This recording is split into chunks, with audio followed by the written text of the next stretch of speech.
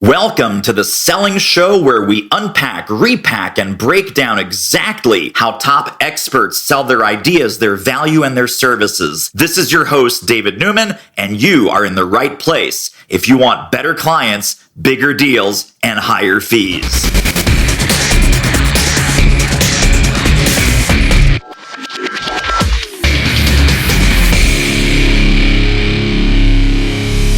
All right, my friends. Well, sometimes you got to get into the dirty work. Sometimes you got to get your hands in there. And sometimes the problem is actually that the left hand doesn't know what the right hand is doing. But man, oh man, I have the guy here that's going to straighten all of this out. Mr. William Lieberman from the CEO's Right Hand. Welcome to the show. Thanks, David. It's great to be here. So give us a little bit of the backstory of what brought you to the work that you're doing today, and what were some interesting pit stops along the way. So it's a long story, so I'm going to try to shorten it up as best I can. I started out as an entrepreneur. I've been an entrepreneur my entire life. I started a software business in college, and I ran that after I graduated, went back to business school, went to Wall Street, did M&A, but then I started an investment management consulting firm. And I ran that with another partner for a few years. And I spun out of that a technology business that I built for 18 years. And I was the de facto CFO. I didn't need a full-time CFO. So I could do all the finance as well as CEO work. And I raised capital and built a board and built a team. And it was a SaaS business. And eventually I just sort of ran the table as to what I could do with it. And I stepped back. And my partner at the time, business partner, took over, and I built this company, the CEO's Right Hand, 9 years ago. It was just our 9-year anniversary a few days ago. So I'm excited to have lasted this long. Many companies don't even last a few years. So this is really a testament to what we've built. And I did it because I saw the need to have small and medium businesses get the help in terms of finance and accounting that they couldn't get otherwise, that they wouldn't know themselves, and they couldn't afford on their own to hire a full-time person. And that's really critical these days. And more people are really comfortable with the gig economy, right? Outsourcing non-core functions is a big thing these days. So if you are looking to get some HR help, some accounting help, sometimes even marketing help, if you're not necessarily a marketing-driven company, you can get great talent for a fraction of the cost, and you get the benefit of all those brain cells and experience. And so that's what led me to build this company. And, it's been a rocket ship since ever we started. So much good stuff to dig into there. So congratulations on the 9th anniversary. 9 years ago, when you started, day one, was it all the different functions that you have today, or did you start with just outsourced CFO or outsourced HR? What was the first pillar in the empire? Well, the very first thing was just myself being a CFO consultant. So that was the very first thing. And, I didn't quite answer the question as to why I did this, but one of the reasons that I did it at the time was because I didn't want to get on the hamster wheel myself, right? So I had sold my stake in my business. I thought about getting a full-time job somewhere else. And I go, do I really want to do that? Do I want to go into the city every day? Because I'm in Long Island and commuting into Manhattan every day. I had a 2-year-old son at the time. And so I wanted to spend more time with him. I wanted to be at home. I wanted, the lifestyle that I could get from being a consultant and, being the CFO, the tax benefits as well. So that's one of the reasons. And a very important reason was the fact that I could de-risk myself, meaning I was no longer beholden to one paycheck. If I had multiple clients and one of them goes away, it's not that as big a deal as losing my job, right? And so I de-risked my income. And that was another big factor for why I decided to become a consultant. So I started out doing CFO work on my own. My very first client was an ad tech company based in Tokyo, of all things. And I didn't know anything about multi-currency or, how to combine income statements and balance sheets when you have, yen and dollars and things like that. So I had to teach myself all of that. And I went from that, and I just leveraged my network, and I got another client and then another client and another client. And then by the end of the first year, I had a handful of clients after my first year. Now, when you were doing this, when it was just you, either that's the good old days or the bad old days. But when it was just you, were you doing hourly pricing? Were you already packaging up these services? Was it kind of a fixed fee? How did you initially start the financial part of it for fees and so on? Sure. So the business model started as an hourly rate card. And I just recently, I don't know why I did this, but I just recently looked, and I think one of my very first clients was like, a third of what I charge today or something crazy. When I look back on it, I go, how did I even make a living? But it was just doing the hourly rate card mechanism. And that's how I started. And then tell me a little bit about growing the team. Obviously, it's funny because when you have a quote unquote a regular company, I'm separating this from the professional services firm world where it's crazy town. It's not that difficult to say, hey, we're going to hire a team. We're going to build out the org chart of the future. But when it's consulting and when it starts with you, your skill set, your brain power, your personal brand, and now people are coming in to work under William, for William, carrying the banner, right? Was that harder than with your previous companies, or was it pretty much the same? So I think the hard part was not necessarily managing the people, even though there is a hard part to managing consultants. Don't get me wrong. And our model is a 1099 model. So all the client-facing folks are 1099 consultants under our umbrella. There is some challenges there because you can't control everything they do. So you're looking for the highest quality people you can find. And then you show them the ropes, you show them how you like things done. But it's still at the same time, you have a CFO that's been doing it for 20 plus years. They're kind of, I don't know, stuck in their old ways, but kind of stuck in their old ways. So, you do the best you can to help them sort of follow your framework. But what I found is in the beginning, the hard part is selling the experience of the team, right? So to your point, I pick up the phone, it's a prospect, and they say, hey, William, Bob introduced me. Bob says, you're the best person to do X, Y, and Z for my company. And I said, yes, we are great at doing what you need. And I have the perfect person for you. Oh, but we really need you, William, right? So that took me a little while to overcome. One of the reasons I wanted to have you on, among others, is that you have done and your team has done, I think, fairly brilliant job of marketing what it is that you do. So just the articulation, the distinction, the case that you make for this fractional movement, which is, I think, absolutely taken over the world in the last year or two, that, the whole fractional landscape, I don't think we even heard fractional really before the pandemic. I mean, there were clearly fractional things, but after the pandemic, it really blew up, correct? 100%. The phrase was part-time. I need a part-time CFO. Right. And that was a thing, but even then, you didn't hear about it too much. You heard a lot about, outside bookkeeping. You really didn't hear a lot about outsourced finance help. You have things like the PE firms, VC guys looking at operating partners and things like that, but it was really a higher level. Now, when you're looking at the SMB market, the small and medium businesses, to your point, the pandemic really highlighted the fact that you don't need all these people in-house, and you could leverage people literally from across the world to help. And again, using on a fractional basis. We have people on our team, man, we have somebody in Colombia, we have somebody in Berlin, we have people in Canada, we have people across the US. And even then, people are traveling when they're working. I mean, I had people doing work from Spain. I mean, it's easy now. Are you loving this interview as much as I am? Holy smokes. Hey, you know what this reminds me of? There's a fantastic sales book that you got to get your hands on right here, right now. It's called Do It Selling. How do I know it's great? Well, I wrote it and you need to read it. Pop over right now to doitselling.com. Now, back to our interview.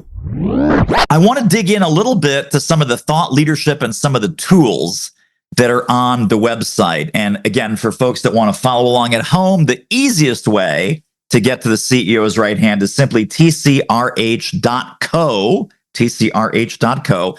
But part of this is kind of packaging up your IP in very digestible, easy to understand chunks. So for example, HR infrastructure 360, financial infrastructure 360, the financial confidence quiz, all of these different ways that you label your services and some of the ways that you attract people into an initial conversation. Where did that come from, and how have you seen your own kind of marketing and articulation and distinction evolve? All right, I'm going to be 100% transparent. I have a secret weapon. Her name is Gianna. She's our VP of marketing, fractional VP of marketing, and she is a rock star. Rock star. I mean, we would not be here without her. Seriously, she's just phenomenal. So she put together the team, she put together the roadmap, she put together the marketing materials, she did everything in terms of what you said in the beginning, the messaging. The financial infrastructure 360 was her idea. HR infrastructure 360 came out of our head of HR, but just followed right along using that same exact framework. So what Gianna's been able to do is take what's in my brain and my vision and understand B2B marketing in such a way that she can get across with her and her team the messaging that will cause an action, like the call to action. So it's really critical for us in everything we do to have that same message, same look and feel, same approach as every sort of line of business, as we launch every new line of business. And cross-selling becomes very important. And now we use that same messaging in our sales presentations, in our client onboarding presentations, and now our staff onboarding presentation. I mean, it just permeates everything. And so she's worth her weight in gold. Well, this leads to an obvious question. This may be black ops classified information. If it is, you do not have to answer.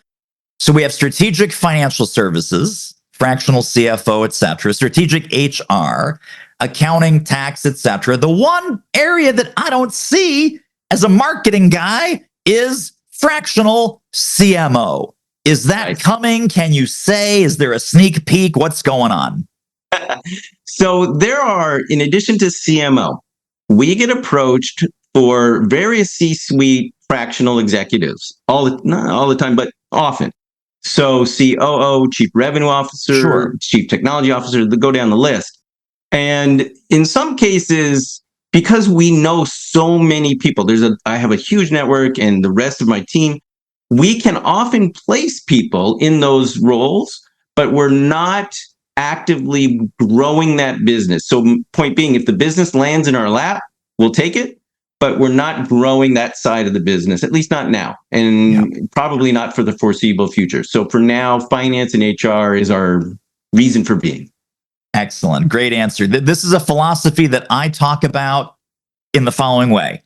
Target what you want and what you're great at, and you can always take what comes. Exactly. So, we're not going to say, oh, no, I'm sorry, I can't possibly help you with a fractional CMO. Of course you can, but that's not what you're targeting. That's not what you're actively pursuing.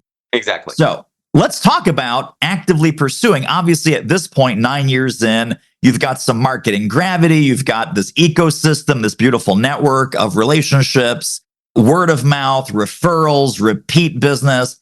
Tell me about the history of outbound. Have we ever done any sort of outreach or, Dream 100 client list, any of those kinds of things?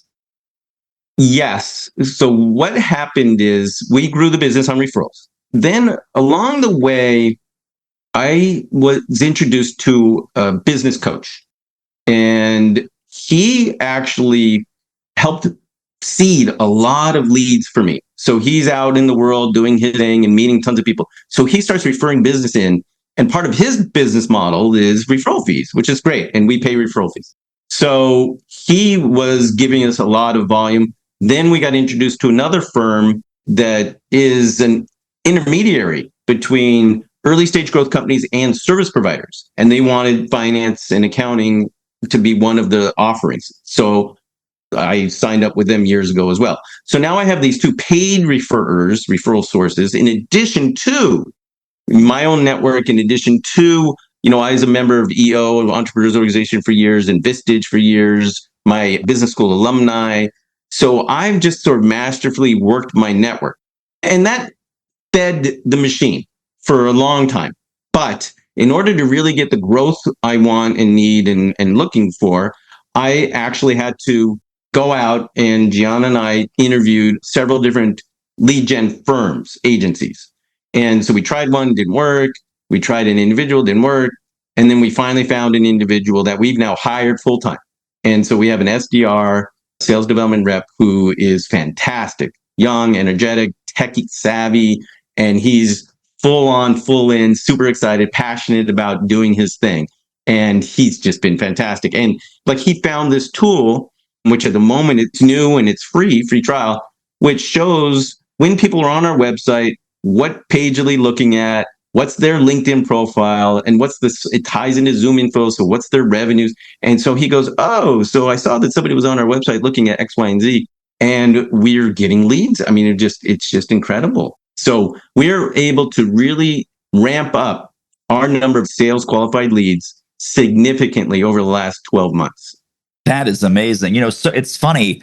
This is a very common story, right? Hired this one, disappointing. Hired an agency, even more disappointing. Hired a third guy, didn't cut the mustard. Finally, after kissing enough frogs, now you found the prince.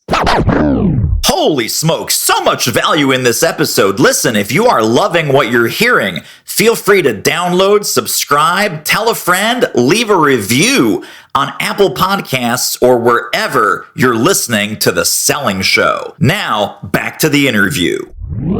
I'm so curious about this. Someone's on the website. We have all this intel coming in, the dashboard, little pop-up. Here's the guy. Here's the LinkedIn profile. Do we call them at that point, or what's the mechanism that we get them intrigued right at the moment that they're looking at the website? So email, which we get from Zoom Info, right? We also can get their phone from Zoom Info, but we don't pick up the phone and call them. We'll do an email. And so we'll do it that way, or LinkedIn message if we don't have an email. So LinkedIn mail. And that's just, hey, saw you popped on the website. Any questions I can answer? A little bit of research. I noticed that you are X, Y, and Z. Would this be worth a short chat? Exactly. That's it. Short and sweet. Brilliant. He's running a bunch of campaigns, right? So that's just one of 20 different things he does. So there's like a win back campaign. So he has every lost deal. So he goes after every lost deal. What are you doing now? How's it going? And we look at all CEOs of professional services companies between 11 and 100 people. And so he's messaging them. And then anyway, there's a whole like 20 active campaigns. And I mean, he's just swamped. That's tremendous. That's tremendous. I want to go back to something that you said a few moments ago. We're going to rewind the tape 2 or 3 clicks here. When you said we serve small businesses, we serve growing businesses. And you said that, your peer group and your friends were looking at you going, William, what are you doing? Are you nuts? You need to sell into the Fortune 500. Sell to people with money. What are you thinking? Did you get some of that feedback like that? No one ever said it that way. But a couple people did suggest I go to like the PE-backed firms, and I just wasn't scaled to support that work at the time. I didn't have the staff. I didn't have the framework. I didn't have the process, workflow, et cetera, et cetera. So it would have been a failure had I tried to do that. So I started at the early stage growth and then lower middle market. And now, to be honest, we're getting a lot of middle market companies interested. Now, a middle market company is not looking for a CFO, but they're looking for what I would say staff augmentation, right? Projects that they just don't have hands for. And we're getting a lot of interest there. Like we just got a verbal from a company that's almost $1 billion in revenue. Now that you do, right, you're 9 years in, you do have the infrastructure, the roadmaps, the methodology, the IP has been nicely packaged and delivered and deployed. Was the initial impetus around that idea, hey, PE-backed companies, they have an urgency to grow. They want to get the infrastructure taken care of as quickly and painlessly as possible. And they want that CEO and that leadership team not to be focused on the infrastructure stuff, but on strategy, innovation, and growth. Are you now looking at, hey, let's dip into this PE-backed world because those folks may have a little bit of deeper pockets and deeper urgency? Yes, with a little bit of a twist to what you said. We're really starting with the VC back because those are a little bit earlier. and have the finance and accounting and HR are typically messier. So there's a lot more opportunity for us to come in and fix stuff. The PE back, for sure, there's opportunities, but they're going to want full-time people, their own full-time people, and there's not as much of an opportunity in the beginning for us there. Interesting. So we're starting on the that makes VC sense. side. Now, there are, not to give your SDR more work, but there's obviously databases of rounds of funding and who's in Series A and who's in Series B. So some of that intel he's using as well. Yep. Another campaign that we came up with was who received a Series A, and it's been at least 2 years and they have not received a Series B. So they're running out of cash, could have a problem, might need help. That's just like one idea. So good. So good. I totally love it. What is next? What is exciting in your world? And I also have a loaded question, which again, if it's Black Ops confidential secret, you don't have to tell me. Is there a book in your future? Because you are such a font of wisdom and war stories and expertise and experience. Are we doing a book at some point? We will. We will. I haven't started, but we will. And then what else is new and exciting for the rest of 24? So there's so many things to talk about. So I have a strategic advisor. Think of him like a board member. And this is really important for, I think, for any professional company to have outside counsel help you guide the firm and hold you accountable for your results. And so one of the things that I'm talking to him, and I just scheduled the call for tomorrow, is, hey, Bill, we have 7 big things we could do. And these are fantastic opportunities, but I only have so much bandwidth and so many resources. And I want to talk through which one makes most sense to you and why. I'll give you an example. We are launching what we call finance. I mean, it's out there, finance as a service, right? That's not our verbiage, but it's combining bookkeeping with really cool dashboard tools and a CFO for early stage growth companies on a subscription model. $750 a week or something like that. We handle everything and we sit down once a month and go through, here's what we're seeing and here's handholding that, we think you need or whatever, and they can pay for additional project work and stuff. So finance as a service is a big thing that we're launching. We're in sort of alpha mode, if you will, beta with a client at the end of the month, and then launching in July. Wow. And that'll be great exciting because it's a nice subscription model, recurring. See, we have a lot of repeat revenue, but we don't have a lot of recurring revenue. There's a difference. Yeah. And so I'm building up the recurring revenue base of the business. Very, very smart. I love that. Super exciting. Only because it's in the atmosphere, it's in the air. Everyone's talking about AI. How are you leveraging AI, or how is AI impacting the ease and the speed with which you can do your work? Right now, it's really on the generative content side of things, like, literally like a sales email or a follow-up email for a prospect or something like that, or a proposal. We'll use AI to help kickstart the writing, but everything's customized. We're a very bespoke consulting firm. Like I don't view myself as a staffing agency. I mean, you could say, oh, well, you got CFOs all over the place or HR people all over the place, but that's not us. We are a team approach, full stack solution, and we work together. And so the point is that I can't just use an AI tool set to provide out of the box solutions without having a lot of time spent anyway. So we haven't got there yet. I think for us, it'll probably be on the lower level bookkeeping work, where it's really going to be leveraged more than anything, but we're not quite there yet. Interesting. I mean, it's both wonderful and scary, and also sometimes it can't even do math. It's like, give me a list of 6 things, and it's like, oh, those are 8 things, but that's okay. At the same time that we're afraid of being cyber hacked left and right, it's like some of these GPTs can't count sometimes. Right, 100%. So there you go. Well, I know that folks want to get connected and stay connected to more William Lieberman brilliance. Where can we send people? What link or links should go in the show notes? So the easiest thing is my email, which is william@tcrh.co. That's the easiest way. I'm on LinkedIn, William Lieberman, so they can find me there. And the website, as you said, www.tcrh.co. tcrh.co, and all roads will lead to here. Excellent.